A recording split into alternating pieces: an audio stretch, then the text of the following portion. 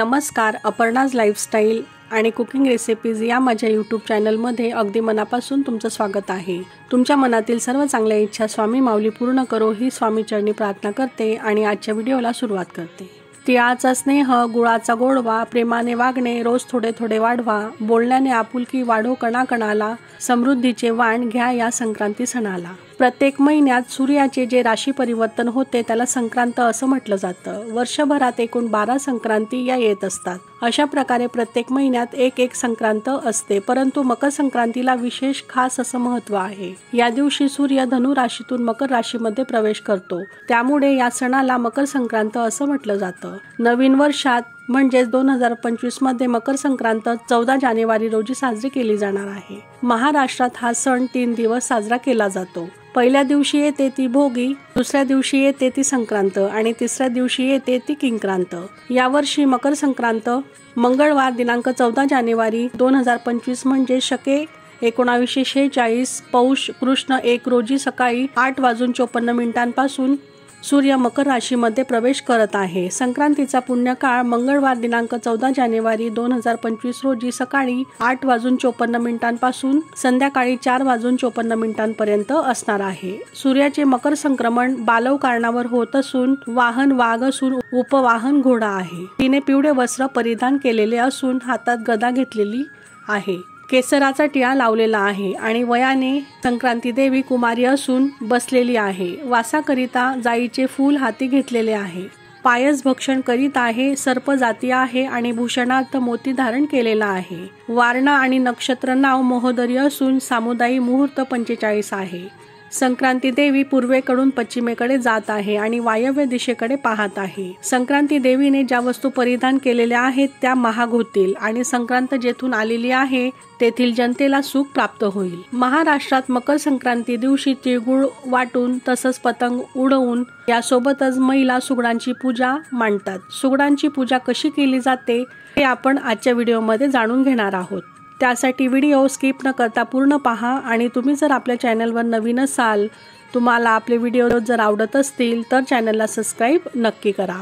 तर संक्रांती दिवशी सुगडांची पूजा केली जाते हे सर्वांनाच आपल्याला माहिती आहे। काड्या तांबड्या मातीच्या सुगडांची पूजा आपण करत असतो आणि त्यांना सुगड का म्हटलं जातं तर सुगड हा शब्द खरं तर अपभ्रंश होऊन आलेला आहे। सुघट या शब्दाचा हा अपभ्रंश आला आहे। सुघट म्हणजे सुघटित असा घट। या घटात शेतात पिकलेलं नवधान्य ठेवून त्याची पूजा करण्याची प्रथा पूर्वापार चालत आलेली आहे। लहान सुगड देवघरात मांडून त्यांची पूजा केली जाते। धनधान्याचे प्रतीक म्हणून त्यांना पूजलं जातं। त्यामध्ये हरभरा, गाजर, ऊस, तीळ, शेंगदाणे, बोरं, तिळगुळ हे सर्व साहित्य भरलं जातं। मकर संक्रांतीच्या सणाच्या दरम्यान हे असे घट आपल्याला बाजारामध्ये नक्कीच मिळतात। काळ्या तसेच तांबड्या रंगाचे सुगड हे असतात। तुमच्याकडे ज्या पद्धतीचे सुगडांची पूजा तुम्ही करत असाल ते तुम्ही घ्यावेत। या बाबतीत एक गोष्ट लक्षात ठेवावी की आपण जेव्हा सुगड खरेदी करायला जातो त्यावेळी ते व्यवस्थित पाहूनच आपण घरी आणावेत। तुटलेले फुटलेले त्याचबरोबर व्यवस्थित उभे राहतील म्हणजे त्यांचा खालचा जो बेस आहे तो नीट पाहून आपण आणावा। असे 5 सुगड आपण घरी आणावेत आणि त्याबरोबर एक लहान सुगडही आणावं। तुमच्याकडे ज्या पद्धतीने परंपरेनुसार सुगड आणले जात असतील तसे तुम्ही आणावेत, कारण काही ठिकाणी काळ्या सुगडांची पूजा केली जाते तर काही ठिकाणी रंगीत सुगडही वापरले जातात। त्याचबरोबर लहान घट जो आपण घेतलेला आहे तो आपण देवापुढे ठेवायचा असतो। संक्रांतीच्या आदल्या दिवशी भोगी असते। सर्व महिला वर्गाने भोगीच्या दिवशी डोक्यावरून पाणी घ्यावं आणि स्नान करावं। त्याचबरोबर दिव्यांची पूजा करावी। या दिवशी भोगीची मिश्र भाजी ही आवर्जून बनवली जाते, म्हणजे त्याला खेंदट देखील म्हटलं जातं। यामध्ये पावटे, गाजर, हरभरे, वांगी, बाजरीची किंवा ज्वारीची तीळ लावून केलेली भाकरी, लोणी, वांग्याचे भरीत, गुळाच्या पोळ्या, मूग डाळीची खिचडी या दिवशी या सर्व गोष्टींचा बेत सर्वचकडे बनवला जातो। तर या दिवशी सवाष्ण स्त्रियांना जेवायला घातलं जातं। भोगीच्या दिवसानंतर दुसऱ्या दिवशी असते ती संक्रांती। या दिवशी सकाळी लवकर उठून स्नान आदी करून सूर्याला सर्वप्रथम आपण अर्घ्य द्यावं।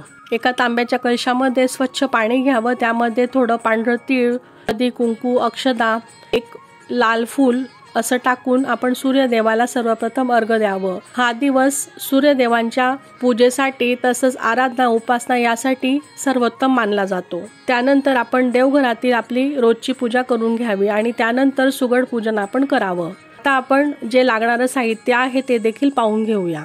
आपण 5 सुगड घ्यावेत, त्यांना स्वच्छ पाण्याने धुवून घ्यावं। त्यानंतर दिवेही घ्यायचे आहेत, त्याचबरोबर गणपती बाप्पांची मूर्ती किंवा तुम्ही सुपारीही प्रतिकात्मक घेऊ शकता। धूप, वस्त्र लाल पिवळे आपण घ्यावे आणि बाजारामध्ये किंवा शेतामध्ये ज्या काही भाज्या पिकलेल्या असतील त्या आपण सुगडांमध्ये भरायच्या असतात। हे सर्व साहित्य आपण ताटात घ्यावं। बऱ्याच गोष्टींचे असे तुकडे करून घ्यावेत जेणेकरून सुगडांमध्ये ते आपल्याला नीट भरता येईल। अशा सर्व हिरव्यागार भाज्या आपण बाजारामधून आणाव्यात। त्यानंतर तांदूळ म्हणजे अक्षदा घ्यायच्या आहेत, तिळगुळ घ्यावे, तीळ गुळ खोबऱ्याचं नैवेद्य, त्याचबरोबर तिळगुळाचे लाडू, मिठाई हे सर्व साहित्य आपण घ्यावं आणि तुमच्याकडे जे उपलब्ध असेल ते तुम्ही नैवेद्यामध्ये ठेवू शकता। तर मंडळी, भारत हा कृषीप्रधान देश आहे। ज्याप्रमाणे आपण भारत देशात अनेक सणवार साजरे करत असतो, त्याचप्रमाणे मकर संक्रांत हा देखील वर्षाच्या सुरुवातीचा सण हा आहे। या दिवसांमध्ये शेतात किंवा मळ्यांमध्ये आलेल्या धान्याचे वाण सवाष्ण स्त्रिया एकमेकांना देतात। हरभरे, गव्हाच्या उंब्या, ऊस, तीळ या वस्तू भरून सुगड पूजले जातात आणि देवांनाही ते अर्पण केले जातात। बायका उखाणे घेतात आणि एकमेकांना तिळगुळ घ्या आणि गोड गोड बोला असे एकमेकांना म्हणतात। 14 जानेवारी 2025 रोजी संपूर्ण भारतात मकर संक्रांत साजरी केली जाणार आहे। तर या दिवशी सकाळी लवकर उठून घराची आपण सर्वप्रथम स्वच्छता करून घ्यावी। त्यानंतर पाण्यात गंगाजल टाकून स्नान करावं। शक्य असल्यास पवित्र नदीमध्ये स्नान करण्यास प्राधान्य द्यावं। जर ते तुम्हाला शक्य होत नसेल तर आंघोळीच्या पाण्यात थोडं गंगाजल टाकावं, त्याचबरोबर तिळही टाकावी आणि स्नान करावं आणि त्यानंतर स्वच्छ वस्त्र परिधान करून सूर्यदेवाला अर्घ्य द्यावं। मकर संक्रांतीचे सुगड पूजन झाले की बऱ्याच स्त्रिया या विडे घेत असतात। विड्यांचे हे साहित्यही आपण याच दिवशी तयार करून घ्यावं। कोणाचा 5चा विडा असतो तर कुणाचा 25चा विडा असतो। ज्यांच्याकडे ही पद्धत असेल त्यांनी असे विडे घ्यावेत। सुगड पूजन झाल्यावर हे विडेही घेतले जातात। इथे आपण तांदळाची रास टाकून घ्यावी, त्यावर हळदी कुंकू अर्पण करावं आणि त्यावर आपण जे सुगड घेतलेले होते ते ठेवावेत। त्यानंतर हळदी कुंकू अक्षदा अर्पण कराव्यात आणि हळदीने तसेच कुंकवाने त्या सुगडांवर आपण अशा रेषाही ओढून घ्याव्यात। प्रत्येक प्रांतातील किंवा प्रत्येक ठिकाणाची पूजा करण्याची पद्धत ही थोडीफार वेगवेगळी असू शकते। आमच्याकडे या पद्धतीने सुगड पूजन हे केलं जातं आणि तो तुम्हाला दाखवण्याचा प्रयत्न मी या व्हिडिओद्वारे केलेला आहे। तुमच्याकडे जशी पद्धत असेल त्याप्रमाणे तुम्ही सुगड पूजन हे करावं। आपण 5ही सुगड ठेवून घेतलेले आहेत। लहान सुगडही ठेवावं आणि तो पूजेनंतर देवघरामध्ये ठेवावा। त्याचप्रमाणे सर्व पूर्वतयारी आपण आधीच करून ठेवावी। सुंदर रांगोळी चौरंगाभोवती काढून घ्यावी। त्यानंतर पूजेला सुरुवात आपण करावी। थोड्या अक्षदा ठेवून त्यावर हळदी कुंकू अर्पण करावं आणि त्यावर दिवा ठेवावा। सर्वप्रथम दीप प्रज्वलन करून घ्यावे। दिव्याला हळदी कुंकू अर्पण करावे, फूल अर्पण करावे आणि दिव्याला नमस्कार करावा आणि प्रार्थना करावी की माझी पूजा जोवर सुरू आहे तोवर तू असाच तेवत राहा। त्याचबरोबर विड्याचे जोड पानं अक्षदांवर ठेवावीत आणि हळदी कुंकू अर्पण करून त्यावर श्री गणेशांची स्थापना आपण करावी। श्री गणेशांना पाण्याने तसंच पंचामृताने अभिषेक करावा। त्यानंतर हळदी कुंकू, लाल फूल, अक्षदा अर्पण कराव्यात। जर तुमच्याकडे मूर्ती नसेल तर तुम्ही सुपारी प्रतिकात्मक ठेवलीत तरीही चालेल।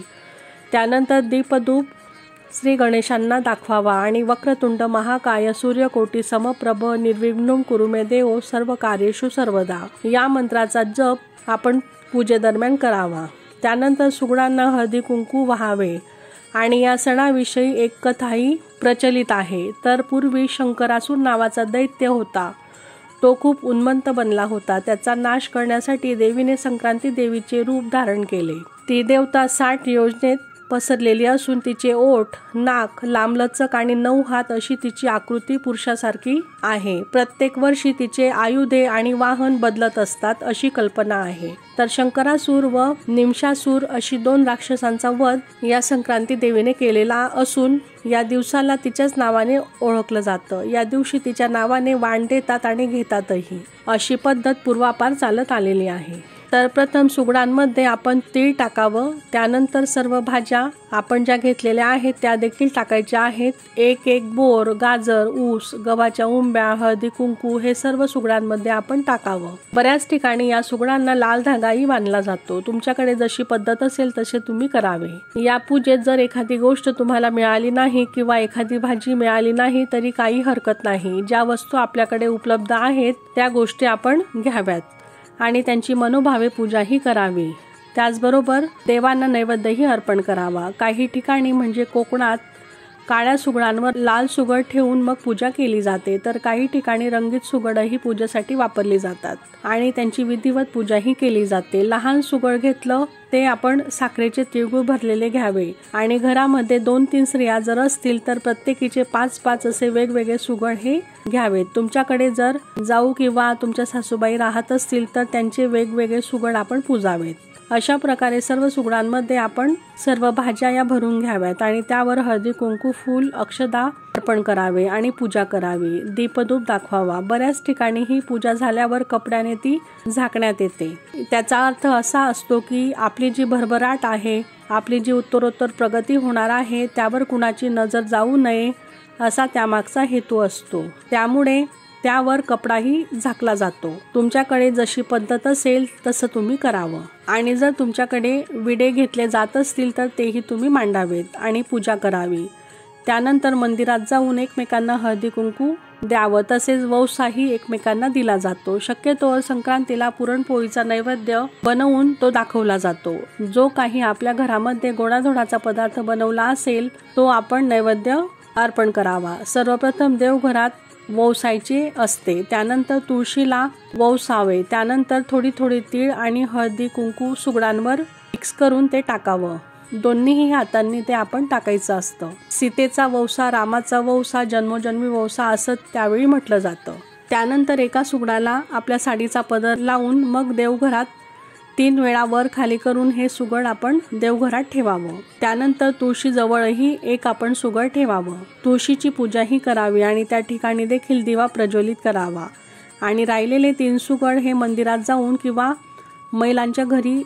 महिलांना घरी बोलावून हे वाण म्हणून सुगड ओटीत दिलं जातं. राहिलेल्या भाज्याही सोबत घेऊन जाव्यात आणि ओटीमध्ये त्या दिल्या जातात. आमच्याकडे सीतेचा वौसा, रामाचा वौसा, जन्मोजन्मी वौसा आला नगरात घ्या पदरात, घेती राणी कुणाची, तेव्हा आपल्या मिस्टरांचं नाव घेऊन राहिलेल्या भाज्या जेवणात वापरल्या जातात. तर अशा प्रकारे सुगड पूजन हे केलं जातं. तर आजच्या व्हिडिओमध्ये संपूर्ण सुगड पूजन आपण कसं करावं हे आपण प्रत्यक्ष पाहिलेलं आहे. तर कसा वाटला तुम्हाला आजचा व्हिडिओ, आजची माहिती कमेंट करून नक्की सांगा आणि अशाच माहितीपूर्ण व्हिडिओसाठी आपल्या चॅनलला सबस्क्राईब नक्की करा. त्याचबरोबर बेल आयकनही क्लिक करा जेणेकरून नवीन व्हिडिओ अपलोड झाला की त्याचं नोटिफिकेशन सर्वात आधी तुम्हाला मिळेल आणि आपले व्हिडिओ जास्तीत जास्त लोकांपर्यंत शेअर देखील करा. आणि तुमचे जर काही प्रश्न असतील तर ते तुम्ही विचारू शकता. श्री स्वामी समर्थ.